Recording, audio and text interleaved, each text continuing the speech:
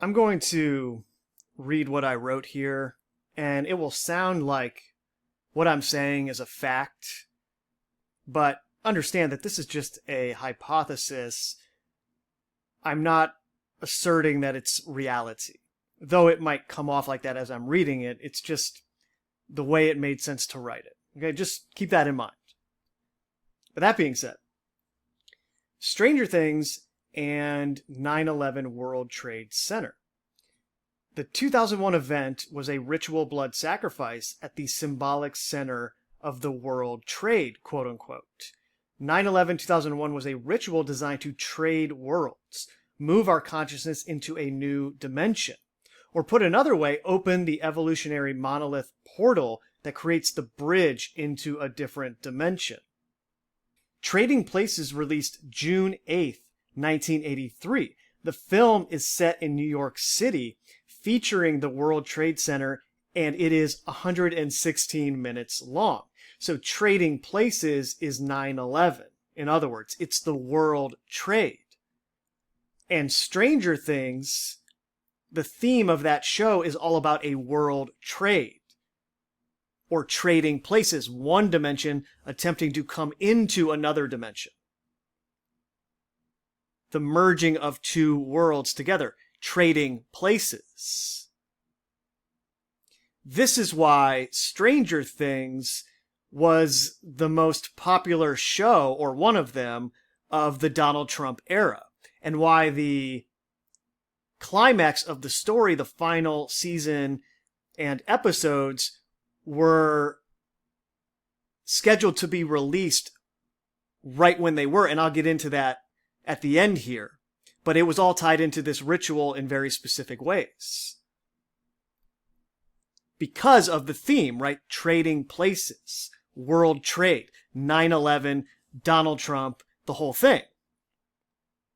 The personification of that event in New York City as it relates to both what is going on in our mind collectively as a species through exposure to this propaganda, and as that relates to how that is reflected back at us in what we create through our imagination in the actual world itself. And obviously, due to his role as the Moonchild and the symbolic representation of the Great American Eclipse, as it were, Trump has been intentionally associated with the Golden Gate and Quantum Leap, Warp Speed, Stargate, Genesis, etc. These are the names of all of the projects and initiatives that he's been involved with. And that, of course, tied into the coronavirus, the corona being visible during an eclipse, so the coronavirus is directly tied into his symbolic narrative. Because that's what they are doing through his character, eclipsing both the mind and this world. Trading places, world trade, which is why the whole ritual began in New York City at the World Trade Center at the beginning of the new millennium, as the Overlook Hotel, the Millennium Hilton, the monolith, observed the whole thing, the evolutionary marker. Naturally then, most people are watching Stranger Things, being subconsciously influenced by it through their own personal monolith, right? Their own personal screen. The scrying mirror that is sucking you into a new dimension, right? It's opening the portal, allowing something new to merge, to trade places with how your being currently exists, creating something new. And when I said this was a hypothesis, I'm speaking directly towards what I'm about to read right now, as it relates to my interpretation of the show. This is something that I possibly just made up, right? So you just have to keep that in mind. But everything that I just stated is pretty well established as fact at this point. Anyways, in Stranger Things, the Mind Flayer is an interdimensional being that wants to bring itself into our dimension. It wants to open a portal into our world. When it infects the villain, it says, "Find me." And this drives Henry Creel, or Vecna, to bring the Upside Down into existence and create the bridge between the dimensions, which they depict as an Einstein-Rosen bridge or wormhole. They depict the interdimensional being as a giant spider-like creature. The demogorgons that it uses are hideous, scary beings. Everything about it is ugly and non-human. This is the sorcery in the sense that it is an inverted story, at least subconsciously. They are telling the inverted story of God breaking into our dimension and attempting to save us. Henry Creel is the villain infected with the love of God as a child, which they depict in the show as a strange alien rock held in a suitcase. He is literally an innocent boy scout when this happens, and his number is 1106. You have this obvious reference to what they refer to as Stranger Things Day, 11/6. This is the day that Will Byers goes missing in the context of the plot. And Henry Creel has 11/06 on his actual Boy Scout uniform. This is clearly a reference to 9/11 and its role in the beginning of trading places, right? In the beginning of world trade. The character who becomes the villain in the story is wearing 11/06 on its arm when all of this happens. And obviously then that extends to Donald Trump, who was elected on 11/6. In two different ways, right? It was upside down from the first term. It was 11/9 and 11/6. So his two terms, which personified those two planes flying into those two towers on that day in New York City in 2001, are reflected in his two presidential inaugurations or elections. Will Byers goes missing on 11/6. This becomes Stranger Things Day. And Will Byers goes missing because he is taken by Henry Creel, who has the 11/6 or 9/11 on his arm when he is exposed to the interdimensional being and its influence. Which you could view symbolically in a number of different ways depending on the lens you're viewing it through, right? If you're viewing it through the lens of us, the audience, well, that's what transpired with our mind on 9/11, right? That was when we were infected with the propaganda, so to speak, in the same way they depict it happening to Henry Creel as a child. But in the context of the symbolic, metaphorical inversion that is the story being told under the surface here, Henry Creel is touched by the love of God, let's say. He is infused with it. It tells him to find it and bring it into our world. And they invert that story and turn him into a villain that is trying to destroy the world. But that's what it would be from their perspective, you see. If that love came back into this world, it would destroy their creation. And so it is depicted subconsciously in Stranger Things in the terms of a world trade, as that relates to their ritual and what they are trying to achieve through it, which is block us permanently from the love of God, right? And that's what this technology will ultimately do in the long run, if this supposed singularity occurs. Creel has a big monologue in the last episode talking about how man is broken and how he chose to become one with the entity that took him over. Like Jesus, he eventually recruits 12 disciples to merge the dimensions, to bring heaven back to earth. This is where it's inverted as Creel then becomes the villain from their perspective, so that is what they depict him as. In this context, they depict the physical manifestation of the Mind Flayer as an evil, disgusting spider-like being because that's what God is to Satan. They call the dimension that the Mind Flayer entity comes from and wants to bring into ours the abyss, but it's really heaven. This is them inverting everything. Oh, this evil entity who is saying man is broken and merged with this thing, that it views itself as one thing now, one entity. It's saying that man is broken. We're missing something, and it found a better world that it wants to bring into our world. Do you see how that's exactly what Jesus would sound like when he's telling everybody how messed up they are, right? You're broken. You have a problem. I have this love in me that I'm trying to share with you. Just let me do it. And they're like, no, get out of here. And so they invert that story through Henry Creel and turn him into this villain that you are subconsciously rooting against.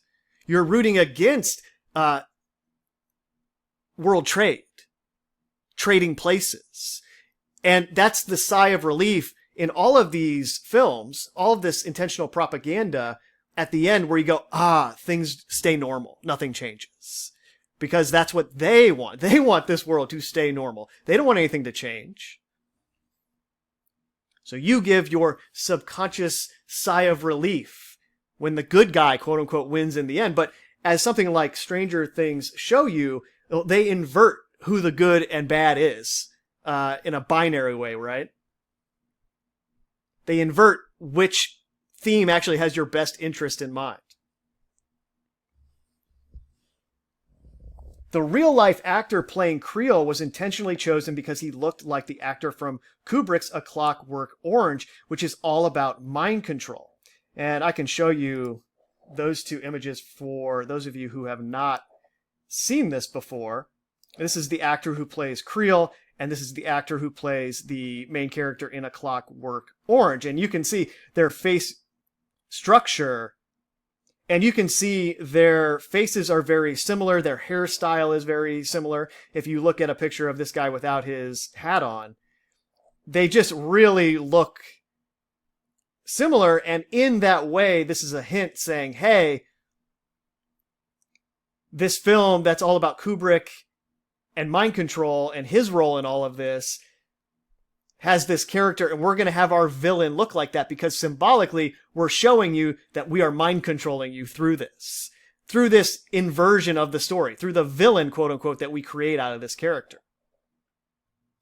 And while I'm here, this is Henry Creel as a boy, and you can see the 1106 on his arm that I was referring to earlier. So I kind of already explained this, but going back to A Clockwork Orange, the real-life actor playing Creel was intentionally chosen because he looked like the actor from Kubrick's A Clockwork Orange, which is all about mind control. In other words, that is what they are doing to the audience through this character. They are depicting God in heaven beginning to break through back into our world again, and subconsciously, the whole show is about the other characters, them stopping it. They get you to root for all these characters. You want them to win, and subconsciously, without your knowledge, you are giving your energy to them winning against that which created us coming back into our world. Will Byers is used by Creel in this context, and he becomes an inverted sorcerer. 11 is created from the interdimensional blood of Henry Creel after he's exposed to it as that Boy Scout. And they use her to kill Jesus and prevent the merger of the worlds. And this is a scene from Creel in the other dimension connected to this entity, and they show him in this Jesus on the cross pose. Hopefully it's beginning to make a little bit of sense what I think is going on here. This is how they view Jesus, you understand? It looks like this to them. This is what love looks like to Satan and its bloodline on earth. It's human representatives. At least right now, that's how it's been conditioned to view it. That doesn't have to be a permanent thing. In this context, Henry or Vecna is Jesus symbolically, and they show him suspended on the cross while plugged into God, and then they kill him. Winona Ryder, godchild of Tim Leary, says you messed with the wrong family as she kills Jesus, i.e., God was attempting to overcome Satan's bloodline family on earth and lost. They can't let Vecna take the kids to create a new world because they use children to create our world. So that's why the 12 children, the 12 disciples that are quote-unquote kidnapped, play such a central role at the end of the series. Because from their perspective, we can't let that happen. We have to save the kids. But they're not doing it for altruistic reasons, you see? It's like, no, we use those children. That's how we power our illusion on the earth currently. So the plot is all about, quote-unquote, them coming together to defeat the return of God into this dimension. They make a big point of repeating, we aren't afraid of you anymore, but this is the bloodline saying that they aren't afraid of the true creator anymore. They've reached that stage in the agenda, and now they're not afraid. And it's funny, it reminds me of that scene in Home Alone where Macaulay Culkin runs outside and says, I'm not afraid anymore, and then he's instantly scared. It's like if God actually revealed itself and its true power to change minds and hearts, that confidence would quickly erode. But that's part of the spell, right? They're putting it out there through this film or through this series. And they are trying to ingrain that into the audience. Like, yes, we're not afraid of God anymore. Believe it. And that's part of how the spell progresses. And people continue to live these delusional lives that mean nothing, right? Because they've been so misled from their true purpose, following the whims of what society deems as normal. They make a big point of repeating, we aren't afraid of you anymore, in the last scene where they're killing Vecna, or Jesus in this case, symbolically. And they use those touched, quote unquote, by God against God. And this is Will Byers, who is brought into it through Creel taking him, the first child he does this to, who helps him bring the new dimension into reality. Do you see what I'm saying there metaphorically about how a child is the first person captured, and then they tell you in the series that they used that child's mind every time he went to sleep to help bring this trading places into being, help bring this new dimension into being. The world trade. That's what I meant about them using the children and inverting the story here. And then Elle, or 11, of course her name is 11. She's that number because it ties into 9/11 and all this in that way. But Elle, for short, is known as God in many different traditions. So it's this inversion of somebody touched by the blood of God being used to kill God. You understand? I'm not sure if I do. That wasn't asking you if you understand. Do I understand? Am I saying something that's true? Go back and count how many times the characters say, God damn. It's a subtle reference to damning God in the context of the subconscious depiction of defeating the attempt to bring pre-fall heaven back into our dimension. So that was all my speculation about what was going on with the plot under the surface. But now we can get back to actual facts in the real world that are probably more undeniable than what I just went into there. Accordingly, the release of the last season was intentionally tied to real-world blood sacrifices to power this subconscious ritual in the same way that they did it on September 11, 2001. First, there was a new constellation ball revealed on November 24th, 2025, hours before the release of Stranger Things Season 5. The Constellation Ball is the new name for the ball that drops in Times Square in New York City on New Year's Eve every year. Well, they created this new ball,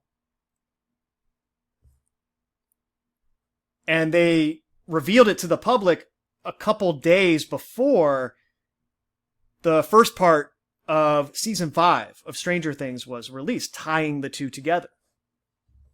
And obviously there are 88 constellations in the sky, so you have this subconscious reference to 88 and the constellation ball, as that ties into all the other stuff that you already know about, right? The 88 miles per hour and the association to the paths of the sun and the moon, the analemmas, Donnie Darko, Donald Trump, 9/11, the whole thing.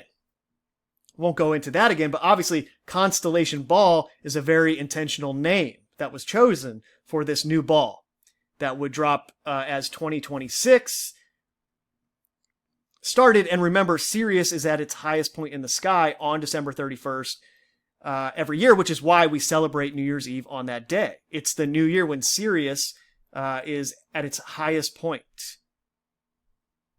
in relationship to the Earth. So part 1 of season 5 is released November 26, 2025, the same day as the fire in Hong Kong, China, where 161 people died and 79 were injured. 161, 9/11, 11/6. This fire and potential ritual sacrifice occurs on the same day that part 1 of season 5 of Stranger Things is released, with this 11/6, 9/11 reference or association.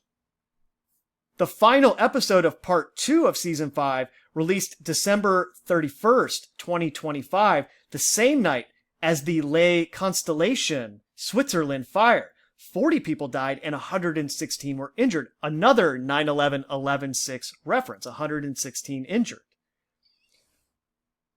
In other words, the Constellation Ball in New York City dropped on the same night as the fire in Switzerland's Ley Constellation.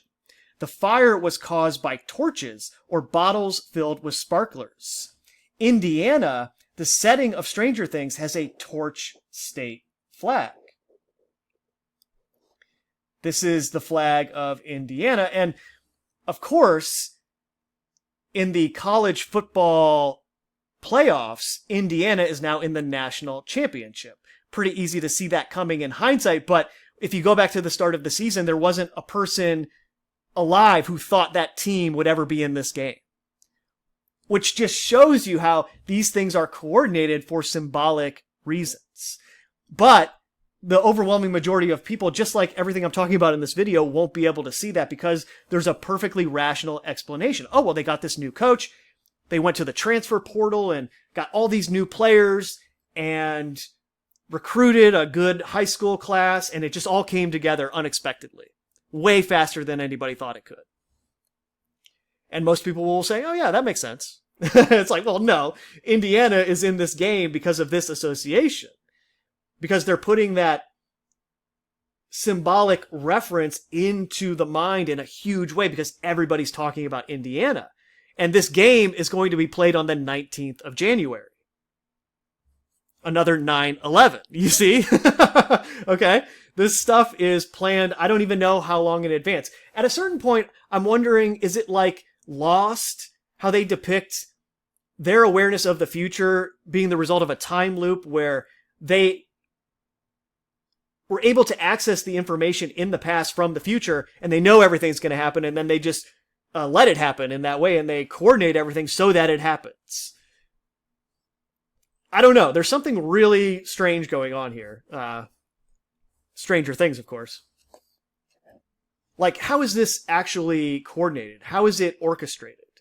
Because from the human mind's perspective, it doesn't seem possible for ordinary humans to do this. But then, with an ordinary human mind, it's difficult to envision how it would work outside of human minds, right? It's tough to get a clear image of that. I was thinking about it the other day, and it's like, I'm sure they have an overarching infrastructure in place, like a subconscious scaffolding that they know about and they infuse into everything symbolically, and we were unaware of for hundreds and hundreds of years, only now becoming aware of it and how it influences us. And that ties into what's going on above in the sky and the constellations, which they have had knowledge of for centuries, right? Going all the way back to the monuments that are aligned with these constellations. So it makes sense on that level that everything is scripted through the stars and where they will be at certain points in time. But then as far as how the events are actually coordinated to transpire, 9/11, that's easy. You can envision a human mind planning all of that with all of this going on in the background. Knowing about it centuries before it's going to happen, they tie everything together and create this mass ritual psychological thing that everybody is infused with and affected by. But as far as things like this fire in Hong Kong or the fire in Switzerland, I just wonder if Satan, quote unquote, that which is in control of this world currently and influencing our mind through this stuff, if it is capable of just interacting with individual minds at any point in time that it wants to, and it just puts thoughts in somebody's head that leads to a fire breaking out and people dying. And that's the ritual sacrifice angle of it. And I'm sure the people directly involved in it, like the owners of that nightclub in Switzerland, are being prosecuted potentially for negligence and other stuff. They might be directly involved in the bloodline in some way. I don't know. I haven't done research into them. But if they weren't, you can imagine a scenario where thoughts were put in their mind to set up this event in the way that they set it up and to just be the people they are, right? Who would be more concerned about making money than having a safe party. And these thoughts are in their mind, and then you put the thoughts in the people celebrating, and somehow there is the idea to do the sparklers in the champagne bottles, and you create this fire through that to the point where a regular person looks at the event and says, there's no way that was scripted in advance. What are you talking about? But then you look at the symbolic tie-in to Stranger Things and all this other stuff going on. You're like, oh, no, something was scripting this. It's undeniable, right? But you have to reconcile those two worlds. It's funny. It's like Trading Places or World Trade. You have to bring those two worlds together to get a clear picture of what is really going on. And I guess part of this propaganda is preventing us from doing that. Maybe that's another angle to Trading Places and World Trade. It's like they give us their mind, and it trades places with ours, and we don't get clear sight as a result. But then obviously this whole torch fire theme that was tied into Stranger Things and Indiana and 9/11 and Donald Trump is amplified by the fact that the New Year's Eve ball, the Constellation Ball, will drop again later in 2026 on July 3rd, 2026, to ring in the 250th anniversary of the signing of the Declaration of Independence. So this Constellation Ball is directly tied in to the USA and 9/11 and the whole ritual, the controlled demolition, the Great American Eclipse. So the Constellation Ball tied into this ritual sacrifice on New Year's Eve when it actually dropped in Switzerland, involving a torch, which the U.S. is associated with through the Statue of Liberty torch, in the context of the other propaganda out there as it relates to civil war, right? And the torch being surrounded by barbed wire and guns, right? This whole image of the country being demolished from what it used to be. This torch fire sacrifice event in Switzerland at the Constellation Lounge, the same night the Constellation Ball drops in New York City, 9/11/2001, World Trade, is then going to drop again in a different ritual in the lead up to July 4th and the 250th anniversary of the US. So hopefully you can see how the release of Stranger Things and the theme that I think was in there is directly related to this whole ritual. And of course, in the context of all of this, then 2 days later, after the Constellation Ball drops, the 88 drops. Symbolically, the lightning bolt strikes the DeLorean, Back to the Future, that whole thing, opening the portal, the Golden Gate Bridge, the total lunar eclipse blood moon for the Moonchild in the lead up to the Super Bowl that's in San Francisco right next to that bridge, as that relates to the Golden Gate in Jerusalem. 2 days after all that, the situation in Venezuela emerges where Maduro is captured. And then just a few days after that, you have the ICE incident in Minneapolis, with ICE being related to Bad Bunny, Donnie Darko, and the whole story again. It just self-references itself into infinity, it seems like, right? Recursion. And it's interesting, the Constellation Ball is said to represent infinity. It actually has 5,280 lights, which is the number of feet in a mile. And I wonder if that will relate to Denver somehow, because it's the mile-high city in the United States of America. Just for those of you who haven't seen it, this is a picture of the torches that they had at that lounge in Switzerland on New Year's Eve. And this was one of the pictures that was circulating around the internet with the Guy Fawkes mask, which is associated with rebellion and a similar kind of idea, controlled demolition. But anyways, I think that's enough for this one. I'll catch you guys later.